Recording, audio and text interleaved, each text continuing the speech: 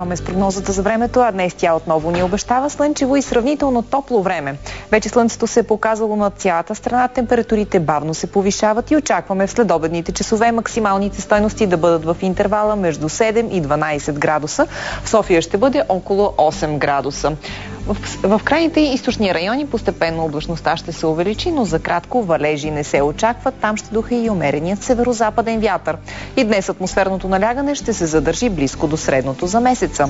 В планините ще е слънчево, почти без вятър. Снежната покривка остава без промяна. Виждате от 100 до 250 см. В утрешния ден отново ще бъде слънчево над страната, но температурите ще са малко по-ниски. През деня максималните стойности ще достигат около 8-9 градуса. В сряда и четвъртък на страната ни ще се появи средна и висока облачност, но южният вятър ще повиши температурите през деня. Виждате, те със всеки изминал ден вървят нагоре 13-14 градуса. Това е прогнозата за днес. Сега към спортните новини с Валери Генов.